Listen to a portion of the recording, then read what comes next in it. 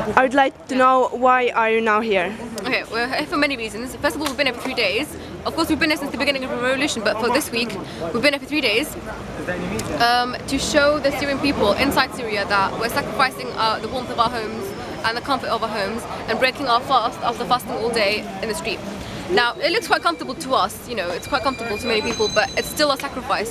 Now, today in particular, Putin did come and visit, that's fine, I don't mind, did come and visit David Cameron and, sit down with him, shake hands, all that. So, we're opposing that as British people and as Syrian people, because this government, this country is meant to be, one that supports peace and is against oppression. Now, and against terrorism, of course, everyone knows that.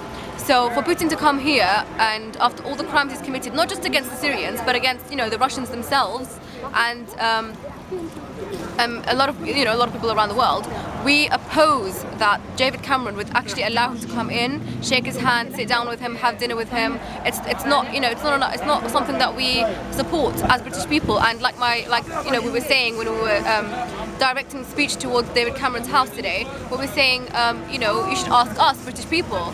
You should ask all the British people. Do you allow Putin to come in? And you should ask and that this David Cameron's house, number 10. Downing Street. It may be his house today. Yeah, it may be his house today, but ultimately it belongs to the British people. So, we should have a say who should go in there. If he's a criminal, we don't want him to, we don't want him to come. He's not welcome in this country, in this democratic country, in this free country that supports freedom and supports democracy, and is against oppression, war crimes. The British people that we're talking about here. So, we should have a say.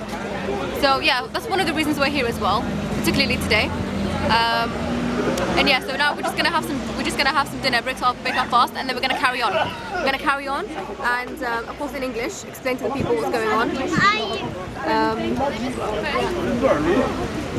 Right. We're trying just to raise as much awareness as possible, because we find that the mainstream media is not showing enough about Syria.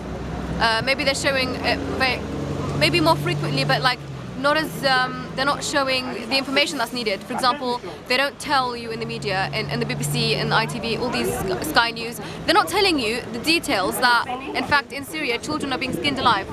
They're not telling you that women and children are being raped in front of their husbands and their fathers and their siblings. They're not telling you that. They're not telling you the gruesome details that ultimately bring the support of the people to us, which we need. We need the aid, we need medical aid, most of all. Whether or not people support the FSA or the Free Syrian Army or not, there are people in the Turkish, the refugees in Turkey and the refugees in Lebanon and Jordan, some in Iraq as well, some in Iraq, they need our help. So we're trying to, attract attention to them as well, so they can be saved and just survive.